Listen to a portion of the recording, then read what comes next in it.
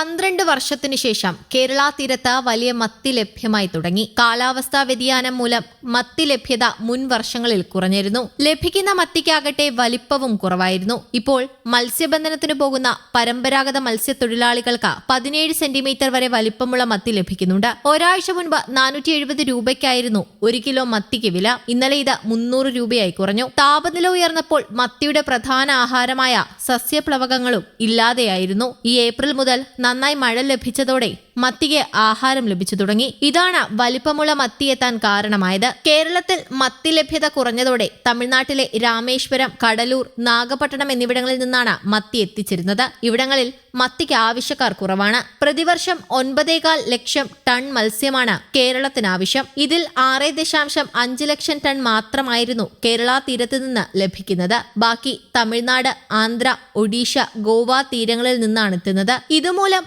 മത്തിക്ക് വില കുറയുമെന്നാണ് മത്സ്യത്തൊഴിലാളികളുടെ പ്രതീക്ഷ. കടലിലെ താപനില വർദ്ധിച്ചത് മത്തിയെ ദോഷകരമായി ബാധിച്ചിരുന്നു. 27 ഡിഗ്രി സെൽഷ്യസ് ചൂടാണ് മത്തിക്ക് പരമാവധി താങ്ങാനാവുന്നത്. എന്നാൽ കടലിൽ 32 ഡിഗ്രി സെൽഷ്യസ് വരെ താപനില എത്തിയിരുന്നു. ഇത് മത്തി കൂട്ടത്തോടെ ഉൾക്കടലിലേക്ക് പിൻവലിയാൻ കാരണമായി. താപനില ഉയർന്നതോടെ മത്തിയുടെ ആഹാരമായ സസ്യപ്ലവകങ്ങളും ഇല്ലാതെയായി. ആഹാരം കിട്ടാതെയായാണ് മത്തിയുടെ വലിപ്പം കുറയാൻ ഇടയാക്കിയത്. അതേസമയം ട്രോളിംഗ് നിരോധനത്തിനൊപ്പം കാറ്റും മഴയും കനത്തതോടെ മീൻ ലഭ്യത വൻതോതിൽ കുറഞ്ഞു. ഇതോടെ മത്തിയും അയലയും ഉൾപ്പെടെയുള്ള മീനുകളുടെ വില കുതിച്ചുയരുകയാണ്. കഴിഞ്ഞ ദിവസം അയലയും മത്തിയും കിലോഗ്രാമിന് 400 രൂപയ്ക്കാണ് വിറ്റത്. മത്തിക്ക് 380 രൂപയും അയലയ്ക്ക് 350 മുതൽ 360 രൂപയുമായിരുന്നു മൊത്ത വിപണിയിലെ വില. ട്രോളിംഗ് നിരോധന സമയത്ത് 3 പേർക്ക് മുതൽ 40 പേർക്ക് വരെ പോകാവുന്ന പരമ്പരാഗത വള്ളങ്ങളിലാണ് മത്സ്യത്തൊഴിലാളികൾ മീൻ പിടിക്കാൻ പോകാറുള്ളത്. എന്നാൽ ഇത്തവണ ട്രോളിംഗ് തുടങ്ങിയ ജൂൺ 9 മുതൽ കനത്ത മഴയും കാറ്റും തുടങ്ങി.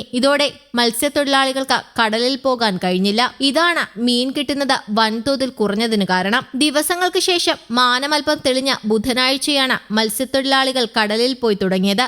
പുതിയാപ്പായിൽ നിന്ന് ബുധനാഴ്ച രാവിലെ പോയി വന്ന 40 പേരുള്ള വള്ളത്തിന് 1000 കിലോഗ്രാം വട്ടച്ചാളയാണ് കിട്ടിയത്. സാധാരണ കിലോഗ്രാമിന് 50 രൂപയ്ക്ക് വിൽപ്പന നടത്തുന്ന ഈ മീൻ ബുധനാഴ്ച 147 രൂപയ്ക്കാണ് മൊത്ത വിപണിയിൽ വിറ്റത്. വെള്ളയിൽ ഹാർബറിൽ വൈകിട്ടെത്തിയ 3 പേരടങ്ങിയ വള്ളത്തിന് 10 കിലോ മത്തി കിട്ടി. വ്യാഴാഴ്ചയും വള്ളക്കാർക്ക് ചെറിയ തോതിൽ വട്ടച്ചാള, നെത്തോലി എന്നിവ കിട്ടിയിരുന്നു. വളർത്തു ചെമ്മീനും ചിലയിടങ്ങളിൽ ലഭിക്കുന്നുണ്ട്. 300 മുതൽ 400 രൂപ വരെയാണ് കിലോഗ്രാമിന് വില. കേരളത്തിൽ മീൻ ലഭ്യത കുറയുമ്പോഴും മറ്റ് സംസ്ഥാനങ്ങളിൽ നിന്ന് സാധാരണ ധാരാളം മീൻ എത്താറുണ്ട്. എന്നാൽ ഇത്തവണ അതിലും കുറവുണ്ടായി. തമിഴ്നാട്ടിൽ ജൂൺ 15-നാണ് ട്രോളിംഗ് നിരോധനം അവസാനിച്ചത്. അത് കഴിഞ്ഞ് പ്രതികൂല കാലാവസ്ഥ കാരണം അവിടെയും മത്സ്യത്തൊഴിലാളികൾക്ക് കടലിൽ പോകാനായിട്ടില്ല. ആന്ധ്രാപ്രദേശിൽ നിന്ന് കുറച്ച് അയല എത്തുന്നുണ്ട്. തമിഴ്നാട്ടിൽ നിന്ന് ചുരുക്കുവലയിട്ട് പിടിക്കുന്ന മത്തിയും കുറഞ്ഞ തോതിൽ വരുന്നുണ്ട്. ഇതോടെയാണ് വില ഉയർന്നത്. തമിഴ്നാട്ടിൽ നിന്ന് പപ്പൻസ് എന്ന മീനാണ് പിന്നെ എത്തുന്നത്. കിലോഗ്രാമിന് 350 രൂപയാണ് മൊത്ത വിൽപ്പന വില. മുറിച്ചു വിൽക്കുന്ന ഈ മീനിന് 550 മുതൽ 600 രൂപ വരെയാണ് ചില്ലറ വിൽപ്പന വില. അയക്കൂറ, ആവോലി തുടങ്ങിയ മീനുകൾ കിട്ടാനേയില്ല. ശീതീകരിച്ച് സൂക്ഷിച്ചവയാണ് ഇപ്പോൾ കിട്ടുന്നതിൽ കൂടുതലും. ഇതിന് പൊള്ളുന്ന വിലയുമാണ്. ആവോലി കിലോഗ്രാമിന് 700 മുതൽ 800 രൂപ വരെയാണ് വില. അയക്കൂറ 1300 രൂപയാണ് മൊത്ത വിൽപ്പന വില. ചില്ലറ വിപണിയിൽ 1600 രൂപ വരെ നൽകേണ്ടി വരും. News desk, Kerala Kaumudi.